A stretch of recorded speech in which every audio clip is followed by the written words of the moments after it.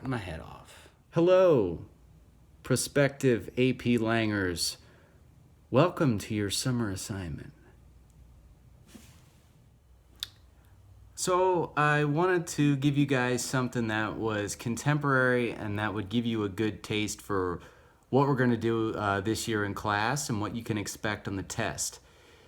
So what I've selected is a random chunk from former President Barack Obama's recent eulogy to the civil rights activist and Congressman John Lewis. Okay? It's very, very contemporary. It's definitely the kind of thing you could see on the test. Couple things, so we're clear. You mostly read speeches in this class. You don't read books or novels. And then you analyze why they work. So you have to typically read something that has an agenda. You know, the author is pushing a message or an idea. You're not evaluating the idea, you're just explaining how the language supports that idea. So you're never asked to kind of weigh in, what's your opinion on this? You may love it, you may hate it. That's irrelevant. You're just analyzing how it works. Roger, come here. Come here.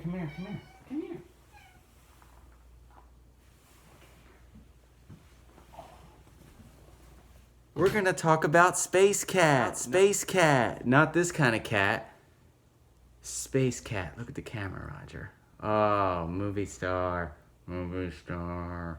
So you're wondering, what is Space Cat?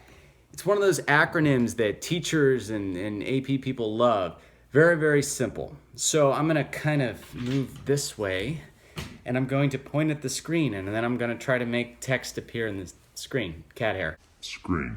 Cat hair. Okay. Stands for something.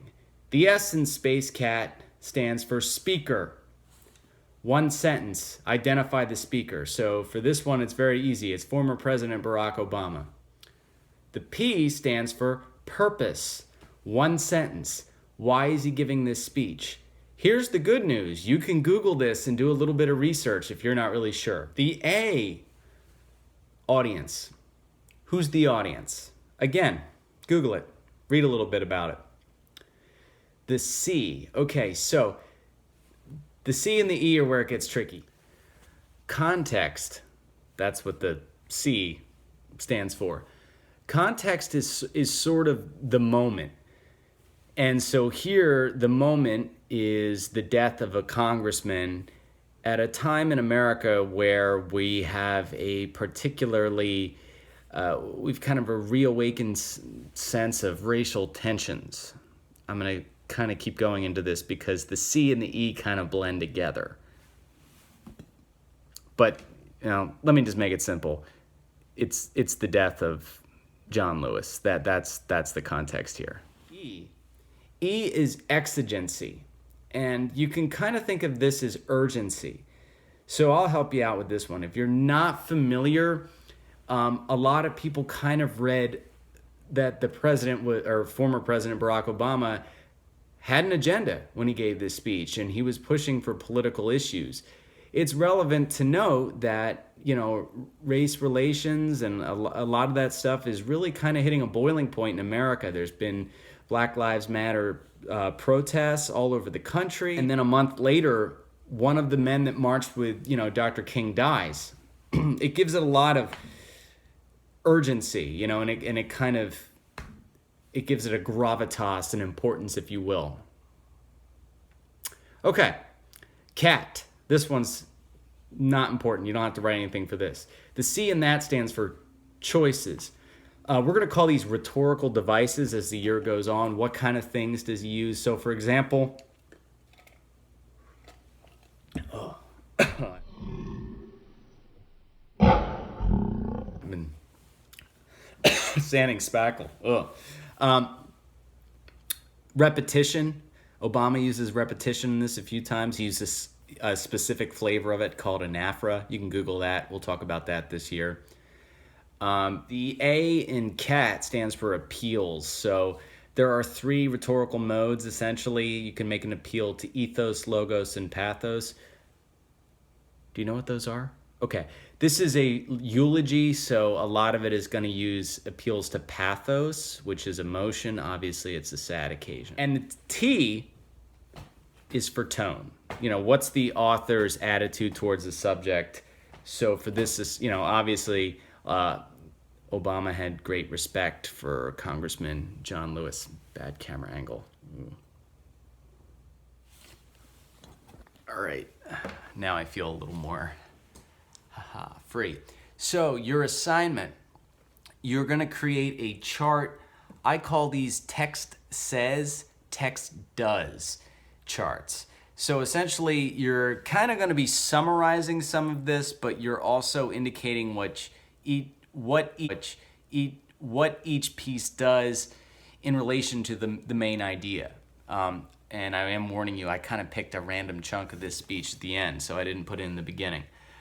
Okay, you're gonna have a chart, and you have to break the reading into a section.